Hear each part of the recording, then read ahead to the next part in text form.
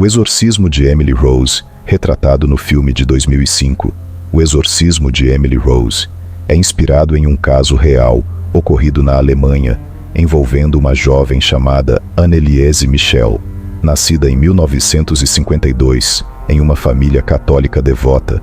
Anneliese começou a experimentar sintomas incomuns durante a adolescência, incluindo convulsões e paralisia temporária, que mais tarde foram diagnosticados como epilepsia do lobo temporal.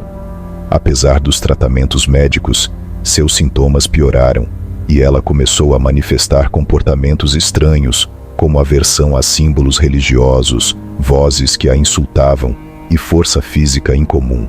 Esses comportamentos levaram sua família e Anneliese a acreditarem que ela estava possuída por demônios. Convencidos de que o tratamento médico não estava ajudando, os pais de Anneliese procuraram a ajuda da Igreja Católica. Após muita insistência, 2 padres, Ernst Alt e Arnold Renz, receberam permissão para realizar um exorcismo baseado no ritual romano, uma prática raramente autorizada pela Igreja. Entre 1975 e 1976, Anneliese passou por 67 sessões de exorcismo, durante as quais ela alegou estar possuída por vários demônios, incluindo Lúcifer, Caim, Judas Iscariotes, Nero e Hitler. O estado de Anneliese Michel deteriorou-se drasticamente.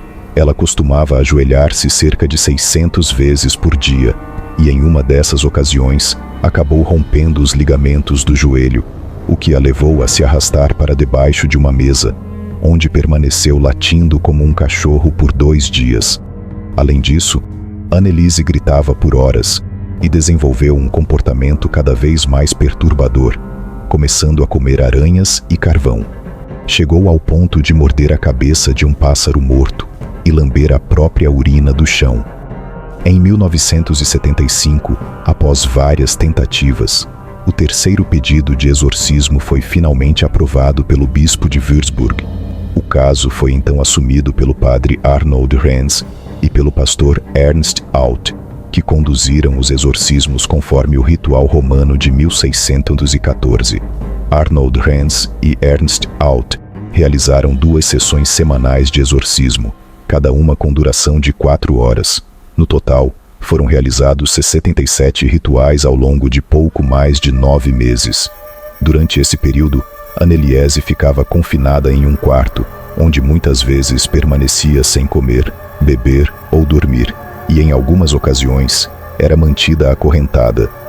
Os religiosos afirmaram ter identificado a presença de vários demônios, incluindo Lúcifer, Judas Iscariotes, Nero, Caim e Hitler, que se manifestavam durante as sessões, muitas vezes usando diferentes entonações e sotaques. Ao todo, 42 horas de exorcismo foram registradas em áudio pelo padre Arnold Renz e pelo pastor Ernst Alt. Aqueles que têm coragem de ouvir as gravações são confrontados com rosnados, gritos, insultos e diálogos entre os supostos demônios. Durante esses rituais, Anneliese exibiu comportamentos assustadores e violentos, como falar línguas que não conhecia, beber a própria urina e comer insetos. Ela se recusava a comer alimentos normais, afirmando que os demônios não a deixavam. Seu estado de saúde deteriorou-se drasticamente ao longo do tempo, levando à desnutrição e à desidratação severa. Em 1º de julho de 1976, Anneliese Michel morreu em sua casa, pesando apenas 30 quilos. Após sua morte, seus pais e os 2 padres foram acusados de homicídio por negligência, pois a morte de Anneliese poderia ter sido evitada se ela tivesse continuado sob cuidados médicos adequados. Durante o julgamento, que recebeu grande atenção da mídia, a defesa argumentou que Anneliese havia solicitado o exorcismo e que os padres e seus pais acreditavam sinceramente que ela estava possuída, sendo movidos por sua fé.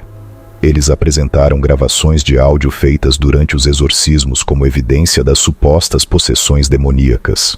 Por outro lado, a acusação alegou que Anneliese sofria de transtornos psicológicos graves, exacerbados por suas crenças religiosas e pela falta de tratamento médico adequado.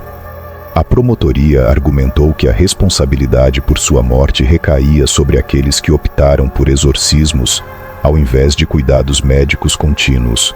O julgamento terminou com a condenação dos padres e dos pais de Anneliese, que receberam sentenças de prisão suspensas, reconhecendo que eles agiram de acordo com suas crenças, mas falharam em proteger a vida dela.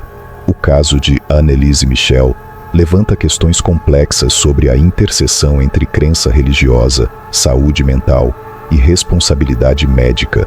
Para muitos, sua história é um exemplo trágico dos perigos de ignorar as ciências médicas em favor de explicações sobrenaturais.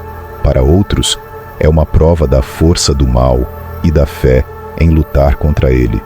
O filme O Exorcismo de Emily Rose mistura elementos de terror com drama de tribunal, explorando essas questões enquanto adapta livremente os eventos reais para criar uma narrativa que provoca tanto medo quanto reflexão. A história de Anneliese Michel continua a ser debatida, tanto em círculos religiosos quanto acadêmicos. Alguns a veem como uma mártir que sofreu por sua fé, enquanto outros a consideram uma vítima de negligência e superstição.